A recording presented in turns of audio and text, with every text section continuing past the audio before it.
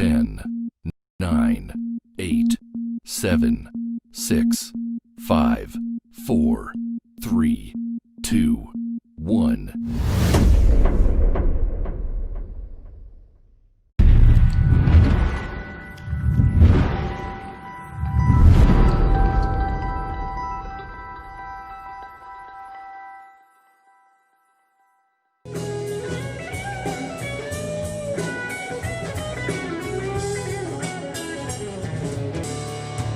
It's been a red, lean week, 60 plus from dawn to dusk in the red dirt heat. Just busting up for a couple of bucks, but it ain't no thing. Just another day till I'm on my way in cool, cool sheets. And you and me working on the night shift, baby. Dying for your touch like crazy. Racking up the overtime hours, loving how we're working on the night shift, baby. Hi and welcome to Dax Chats. I'm DJ Dax and we are proudly supported by Neon Horse. So thank you to Neon Horse for that. Today on our show, we have one half of the magical duo that we call NeillyRich. They were artists in their own right. They found each other in Tamworth. Then they got married and they started making beautiful music together. And I've got the handsome side. I've got Matt from NeillyRich. Here he is right now. Hi, Matt. Hey, mate, how's it going? I like that intro, did you? handsome side. I don't get that very often. That's great. All right. So, how you been? Like, obviously, before all of this happened, you were, recording in Nashville. You were doing cruise ship tours and stuff like that. Tell us a bit about what was going on for NeillyRich before the pandemic hit. Yeah, so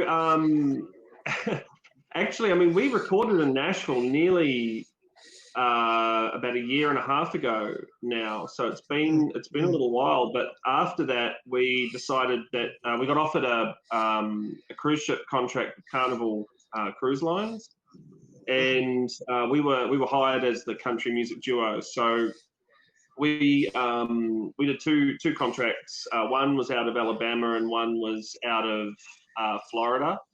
And so we took our new songs and obviously our older records and stuff, and we were just sailing around the Caribbean, having a good old time. And about a week before our contract was due to finish, they actually stopped all operations with Carnival Cruise Lines. So we were just on the ship there for about a week with nothing to do. So we were just watching the sunset in Florida each night on the back of the ship, drinking rum and coke and enjoying life. And then so that and unfortunately, I mean, it would have been this weekend we would have been leaving for our next contract, and the new album would have been out and everything. So it's definitely definitely a bit of a spanner in the works. So how did you feel? Because I know when the pandemic hit, obviously I was in China when it hit on the 23rd of January here. And then the next big thing was a cruise ship ported in Japan. And then a number of other cruise ships ended up having problems with the did you ever feel like that was going to be a possibility where you were? Well, I think we were only still active for about one more week after the proverbial had sort of hit the fan, so to speak. So, and we were, I mean, Carnival were extremely stringent in their measures to make sure that crew and guests were safe. There was sort of like daily temperature checks.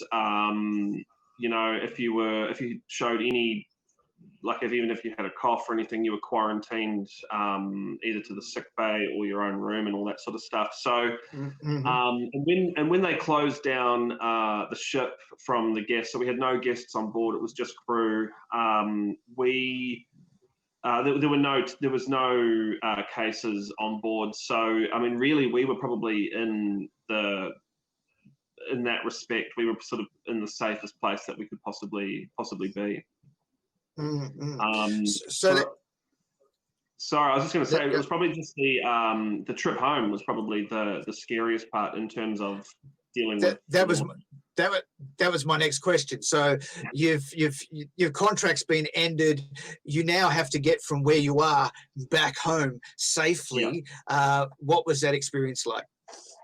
It was pretty nerve-wracking. So when you do a cruise contract for Carnival, they obviously pay for your transport there, and they get you home. So the team on board were amazing.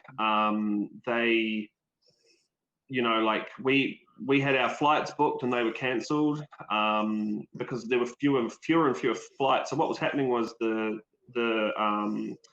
United States weren't letting crew members transport through America. So we had to get a flight that was directly out of America and then to Australia. So what they ended up doing was actually flying us all the way to Dubai, which was another 14-hour flight, I think.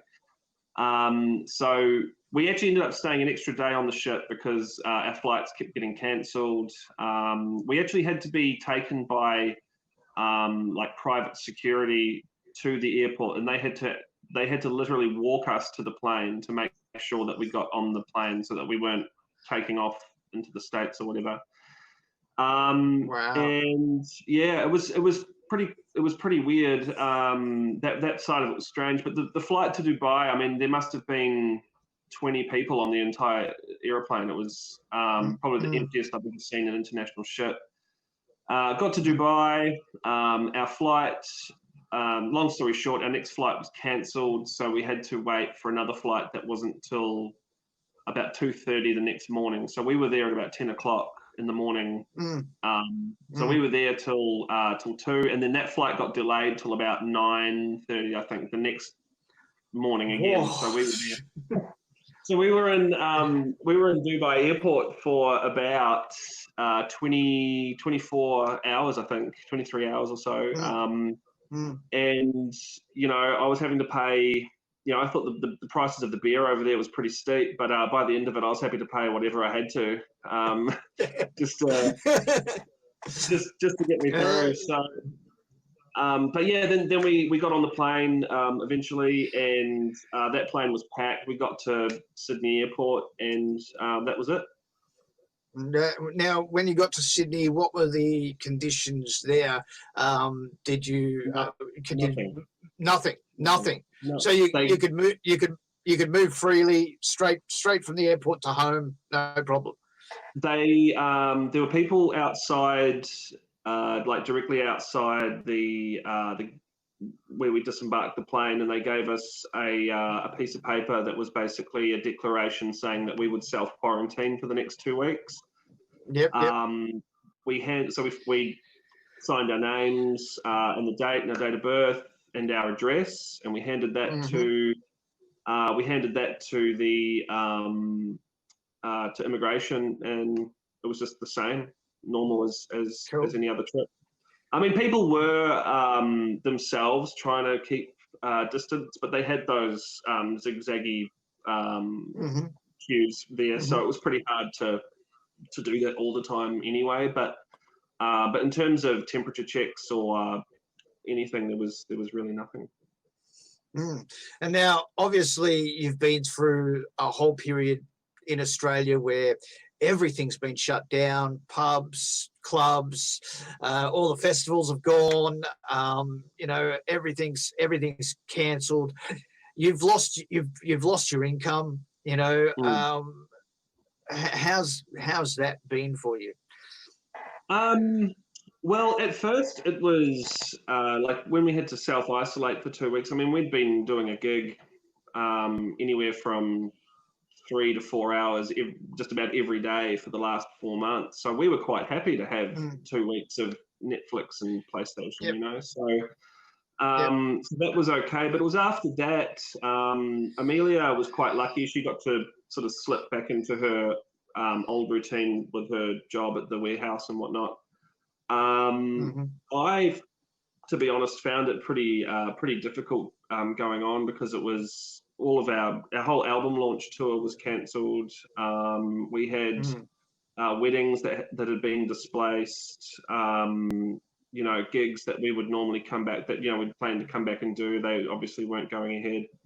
So it left us both feeling a bit despondent. Actually, someone asked me the other day, they said, "Oh, how's your music career going?" And I said, "Oh, I've just started at EB Games." So I think that's a pretty good indication of the time, you know. So it's starting to.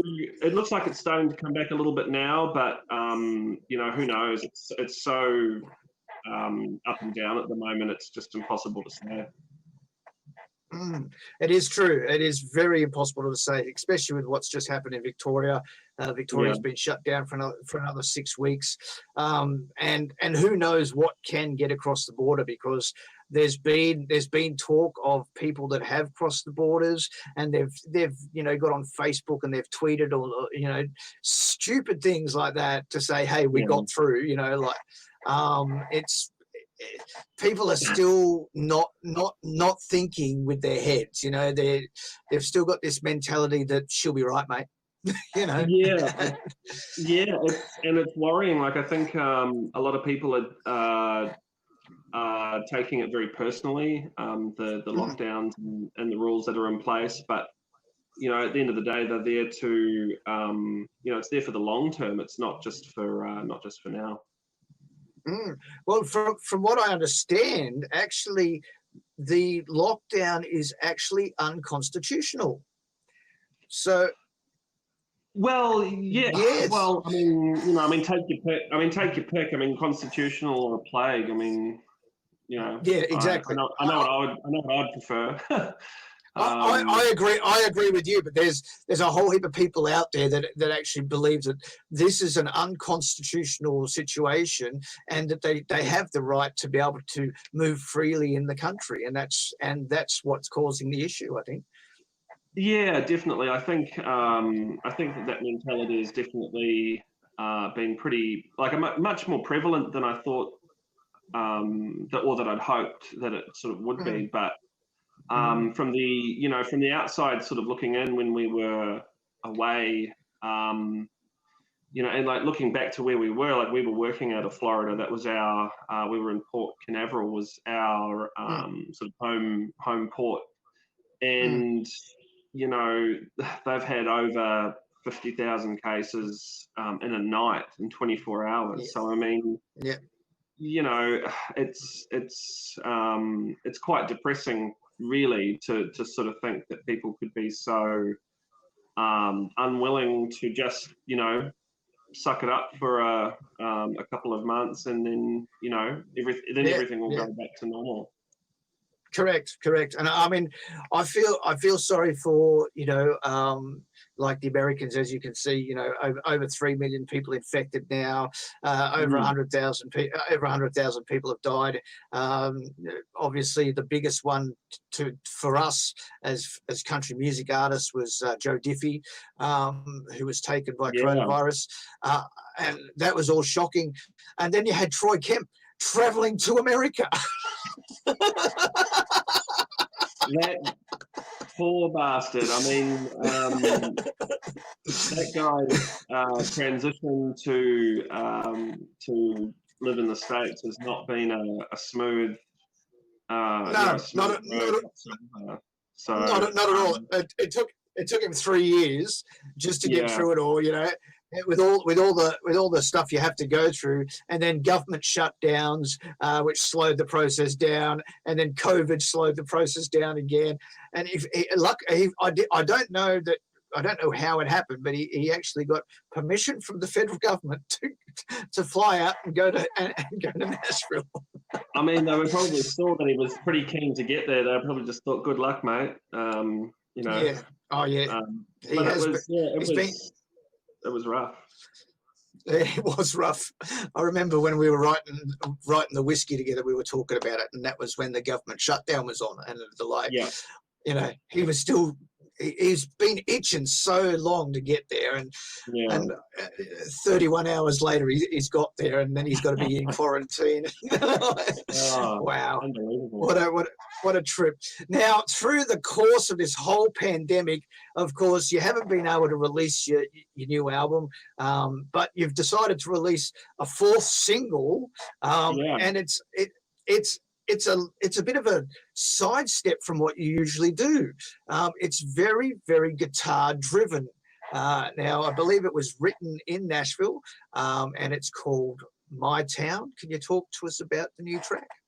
Yeah, so it wasn't entirely by accident that it sort of became more of a that sort of guitar driven style of sort of stadium country or whatever you want to call it. But we wrote this one in Nashville on the same trip as when we recorded it, and we wrote it with a guy called Alex Sear, who's a great songwriter. He's written great songs with Haley Jensen and a few other great Aussie artists as well, and he's a great artist in his own right as well, which is really cool. So we were sort of at the stage with the album. We'd written all the songs. We'd written another one previously in Nashville that trip as well with Phil Barton, and then we met Alex and we went around to his house and we did some writing, and we sort of came away. We went to the local Mexican restaurant and had some margaritas, and we said to him right then and there, we said, dude, we're probably going to record this because it's a killer song. So we were in the studio that weekend, and we said to the producer, like, look, dude, we want big ballsy guitar riffs and just something. We just wanted something different. Like you said, I think it is a bit of a sidestep. It was probably more of a sidestep than what we sort of realized at the time, I guess. But it was definitely not by accident that we went for that sound.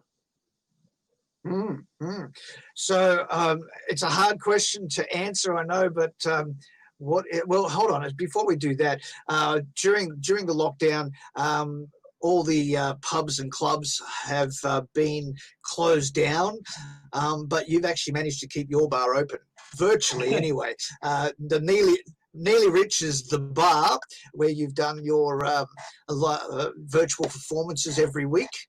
Tell us a bit about what's been going on with that.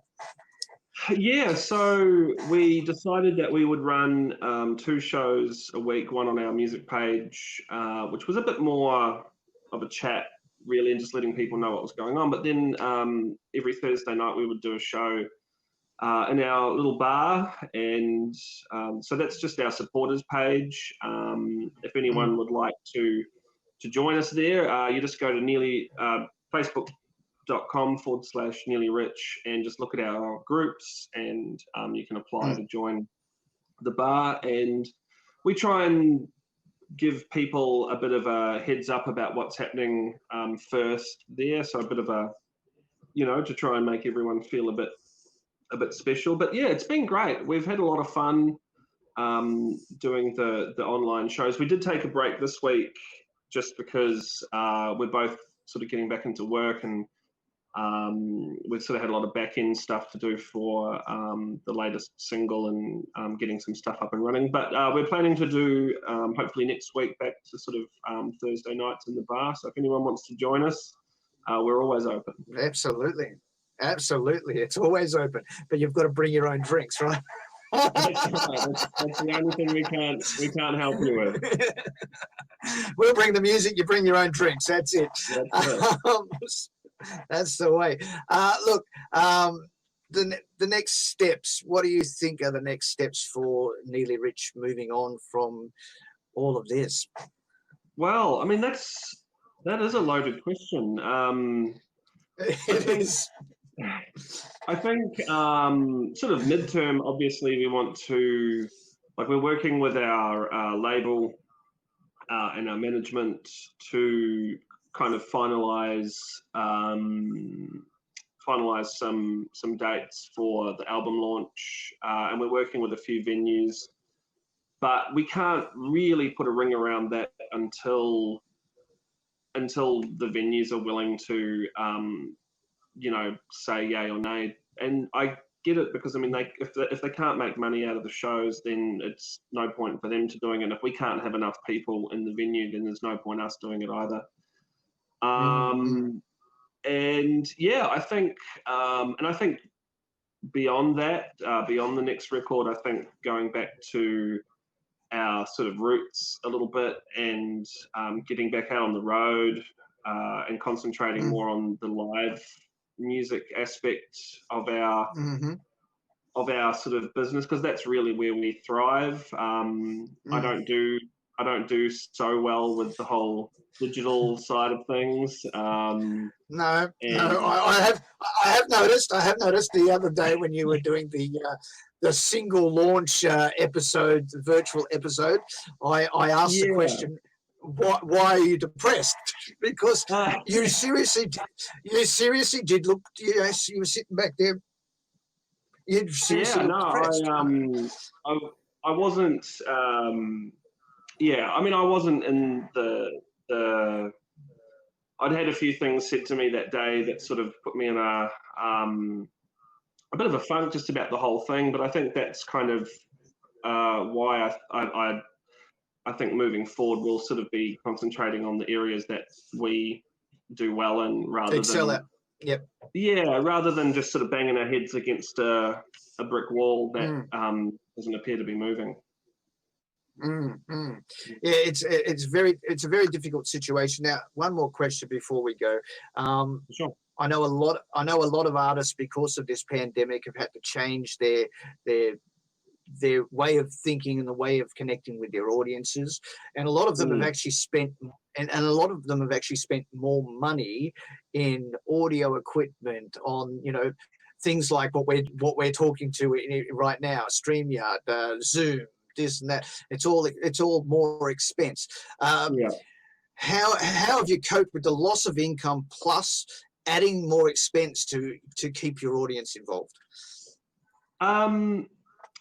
Yeah, well, I got a job for one thing. That was the first step. No, look, I mean, we were quite lucky. Like, I've always been,